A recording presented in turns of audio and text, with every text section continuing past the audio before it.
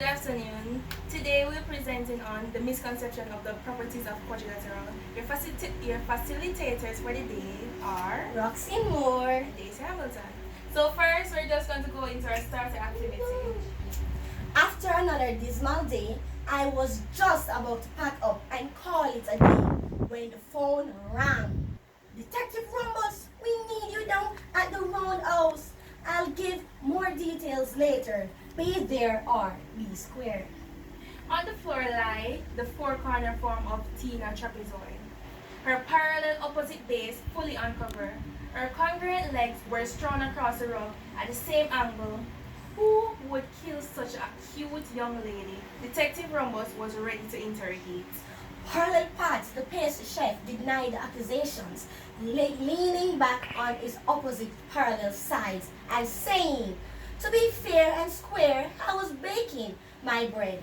The butler should be your suspect."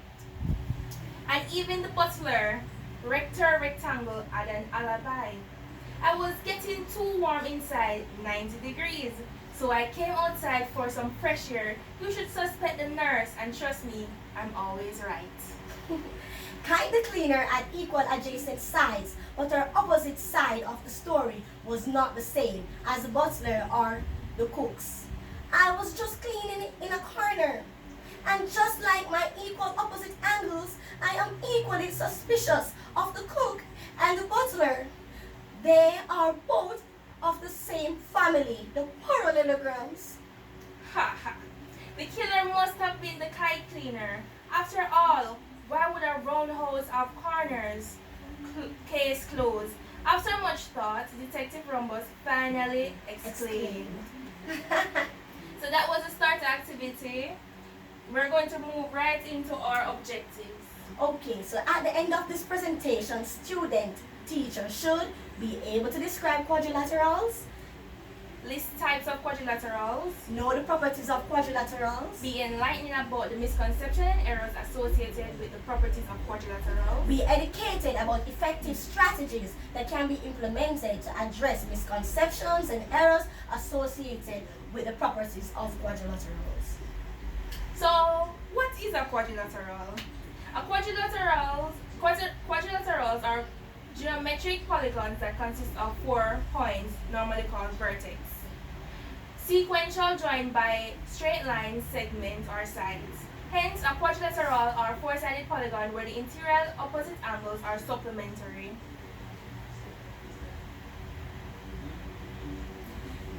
Types of quadrilaterals. There are 6 special types of quadrilaterals, and these are square, rectangle, parallelogram, rhombus, kite, and trapezoid, or otherwise known as trapezium.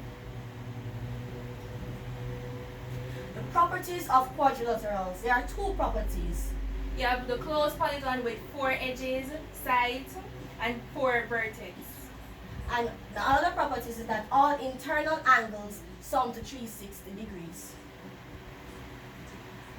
So the general misconception and errors pattern, according to Ozarem 2012, general misconceptions and errors associated with the properties of quadrilaterals are that learners lack prior knowledge, understanding of formulas that associated with quadrilaterals, the area or the perimeter, implement incorrect formulas for finding the area of quadrilaterals, fail to recognize the perception properties of quadrilaterals, which is the interior angles at the 360. Additionally, learners fail to distinguish between the types of quadrilaterals, The overlook of the essentialness of parallel lines. learners also make mistakes in calculating angles and sides, Do not understand the term area, leading to them restraining from putting the unit meter square. Oftentimes we get to add the unit meter square after finding the area of a specific quadrilateral. And they also often forget that interior opposite angles in quadrilaterals are supplementary. What this means is that the interior opposite angle sums up to 180 degrees. So let's just jump into the misconceptions Of errors associated with specific quadrilaterals. So the first quadrilateral we'll be looking at is a square. A parallelogram in which all sides are equal and each angle measures 90 degrees is called a square, for the example that we have given below. Some misconceptions about the square are learners fail to recognize that each angle in the square is a right angle. Learners are not aware of the term congruent. Learners are not familiar with the term right angle or right angle. And opposite angles are supplementary. Learners do not know this, most learners. They also don't recognize that all the angles sum up to 360 degrees. And learners are not aware that a square is a special type of rectangle. So yes, a square is a rectangle. Yes, it is a special type. The second one is a rectangle. A parallelogram in which each angle is a right angle is called a rectangle. And we're giving an example demonstrated. Misconceptions of rectangles that a rectangle has to be roughly the shape of a door to be a rectangle, and if it is too far, too fat, or too skinny or tilted, then it's not a rectangle. Usually though, the main misconception about rectangle is that the length and the width of the rectangle have to be different. It doesn't, because some of the rectangles are squares. And learners mistake rectangles for squares. Believe that all sides are congruent. So we also have the rhombus. A parallelogram having all sides equal is called a rhombus. So yes, a square is a rhombus. And a misconception that arises when the orientation of a rhombus changes. So that basically affects how students view yes, a so rhombus. when you tilt the rhombus, majority of the persons will identify it as being a kite instead of being a rhombus. And when it is straight, they say it's a square, which it is, but just a special type of square. Yes, so they often mistake rhombus for squares, believing the angles are right angled. We have the parallelogram. A quadrilateral is called a parallelogram if both pairs of opposite sides are parallel, As shown in the diagram below. So some misconceptions are students think that all angles in a parallelogram are congruent even if the parallelogram isn't a rectangle or a square. Students oftentimes misidentify opposite pairs of sides. Misidentifying opposite pairs of angles and consecutive angles. And learners often view parallelogram as one exact shape. So they always see it as being a lean shape. If it's straight, they don't find it being a parallelogram. Yes. So basically, before we move on, being that the learners see the rectangle and the parallelogram as a tilted shape, they overlook the fact that squares and rectangles are also parallelograms. Because basically in textbooks, in which long overdue for update, it practically shows that. So the trapezium or trapezoid is a quadrilateral having exactly one pair of parallel sides. It's called a trapezium, which as you can see in the diagram below. Some misconceptions are that learners incorrectly calculate the opposite angles or sides of trapezium. Learners might believe that just like other quadrilaterals, trapezium are parallelograms. And they fail to recognize that trapezium only has one pair of parallel sides. So therefore, the trapezium cannot be a parallelogram because the parallelogram consists of two pairs of parallel sides. The kite, a quadrilateral is called a kite if it has two pairs of equal adjacent side but unequal opposite side. As shown in the diagram below. And a misconception is that students fail to understand that a kite has two pairs of equal sides where the equal sides are attached instead of being opposite to each other. And effective strategies to address these misconceptions and errors patterns. So we're moving on to that. as it relates to misconceptions and errors that occurs when learners overlook the essentialness of parallel lines, Often forget that interior opposite angles is quadrilaterals or supplements. an effective strategy that could be implemented to prevent or minimize these errors and misconceptions should basically be designed to emphasize parallelism and the existence of the equal sides, supplementary and congruent angles. Strategy. A strategy now could be dividing the students of the class into 6 groups, where each group will be assigned a task to create a chart focusing on one of the 6 main types of quadrilaterals. These students will draw the quadrilateral in which they are assigned to on a cartridge paper and will be given shiny and colorful materials to highlighting pecs, the appropriate, the properties of quadrilateral. So now we will be explaining what PEX is.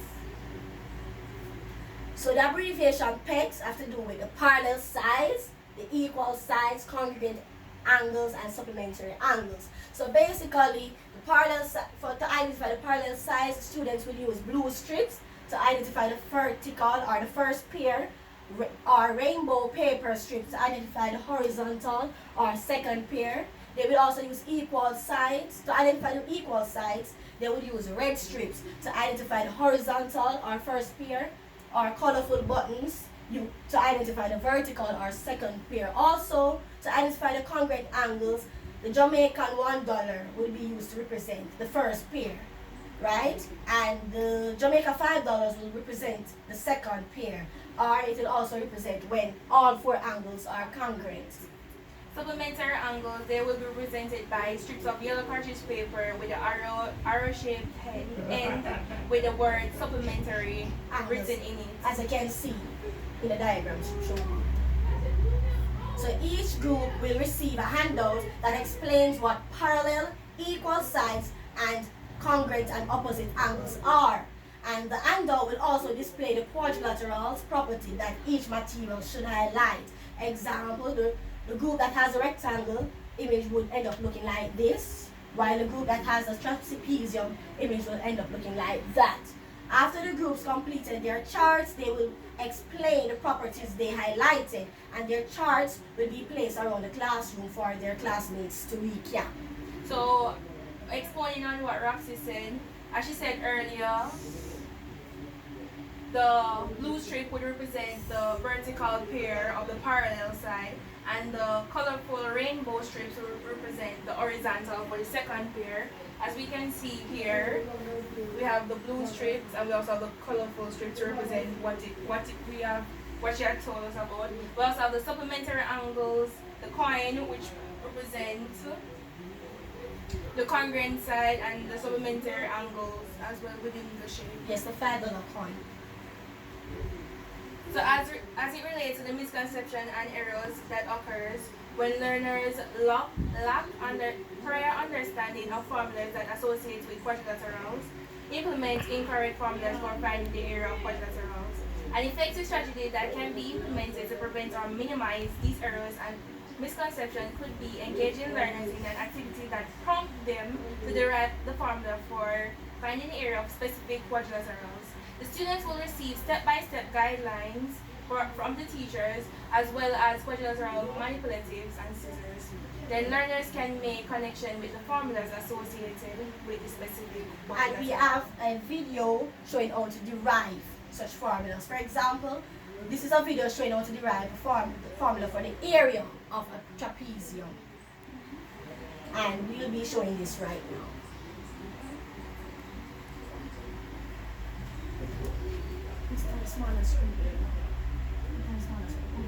Small technical difficulty.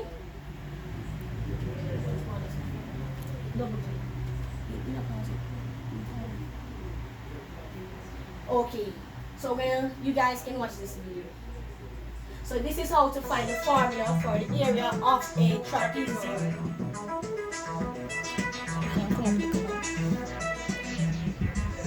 Hello and welcome to the Maths Doctor. In this video we're looking at how to find the formula for the area of a trapezium. So here you can see we have a trapezium, And a trapezium is basically a four-sided shape, so it's a quadrilateral with one pair of parallel sides. And in this case, the parallel sides we've labelled A is that top one and B is the bottom one. Now the only other letter that we use is H, that is the perpendicular height. Now it's not the sloped height, it has to be the perpendicular height of the trapezium. Now, just imagine that we were able to slice our trapezium in half. So we're going to cut it in half with a pair of scissors along that line there. Now we're also going to do something else. We're going to put a little hinge at that point there. And just imagine we can flip this whole top half of our trapezium that we just sliced along this line, and we're going to flip it, rotate it on this hinge, on this centre of rotation if you like. So we can do that by moving this slider, and there you go, I'm just flipping our top half of our trapezium all the way around until thud, it hits the bottom, and now we actually have a parallelogram. So if you just look what happened to length A at the top there, so here's our length A, it's actually now moving all the way to the bottom down here. Just watch where length A goes, so it's actually going all the way to the bottom, so I'm going to move it down here. Now, next I'm going to take this little bit at the end away, and I'm going to move it all the way to the other end, and it's going to slot perfectly in place there. So now we actually have a rectangle. We can still see where our top half of the trapezium has fallen into, but basically we have a rectangle with the length is A at B, and our new height is half of H. So we can put half of H there, and everyone knows how to find the area of a rectangle. It's just length times width. So the area of a trapezium is half H times by A plus B. Fantastic. So, if you found this video of value, you may show your appreciation by clicking the donate link from my website and donate any amount that you feel reflects. So yeah, basically the video just explaining how you were able to derive the formula for a trapezium. So first, we took off the top off, forming a parallelogram. Then we took off a triangle to put it on the opposite side, forming a rectangle. And basically that was the easier version of how to find the area of a trapezium. And learners either fail to distinguish between types of quadrilaterals, and an effective strategy that could be implemented is to prevent or minimize these can involve a table highlighting the properties of these quadrilaterals and the types of quadrilaterals, where students will tick or X to indicate if a property exists for specific quadrilaterals or not. And also the teacher will project definitions of the properties, which will be guiding the students while they are engaging with this activity. So as you can see, we have an example here. So as you can see, you have the properties over there: parallelogram, rectangle, rhombus, and the square, right? And also the students will be given a handout that gives the definition of congruent, parallel, right, and all those stuff, and opposite angles. Yeah, Angles and all those stuff. So for example, the first property said all sides are congruent. So we know that all sides for the parallelogram are not congruent, as well as all sides for the rectangles are not congruent. But the rhombus and square are, because as we said before, a rhombus is also a square. So a common misconception or error that occurs is fail to recognize that the trapezium only has one pair of parallel line. That's a quadrilateral. So basically, the parallel line, because the trapezium only has one pair, therefore it can stipulate that a trapezium is not a quadrilateral. Okay? And an effective strategy could take place in a form of a similar to set theorem, where you would have to unit where you would have have the union. the union and the intersection. In this case, the union could be a larger square made from cartridge paper, and the intersection could be a parallelogram, The shape. the shape of the parallelogram. The definition for the term parallelogram will be projected on the board, and the students will use the definition and arrange the quadrilateral given. In which they will receive, right? They should arrange it in a specific order. And they will then realize that a trapezoid is not a parallelogram, or trapezium, right? And this is how the end result would look. So just to clarify what Roxy said, it's a trapezium is not a parallelogram, not that a trapezium is not a quadrilateral, it's not a parallelogram. It is a quadrilateral. So it's the only quadrilateral that is not a parallelogram, because it doesn't have two pairs of parallel sides. So this is basically the end result of how the outcome would look. So as you can see, the union would be the quadrilateral, meaning that everything within this shape would be a quadrilateral. So it can stipulate that a parallelogram is a quadrilateral, a rectangle, a square, a rhombus. Also, a trapezoid is a parallelogram. However, in the intersection area, which would be the parallelogram area, it's basically shown that the trapezoid is outside of the parallelogram. So it's not a part of the union. Exactly. So it's not a part of the intersection, right? So a rectangle and a square and a rhombus are all parallelograms. And as you can see, the square overlaps on the rectangle and the rhombus. It's where they intersect, because a square is a rectangle and a square is a rhombus, but a rhombus is not a rectangle, neither is a rectangle a rhombus.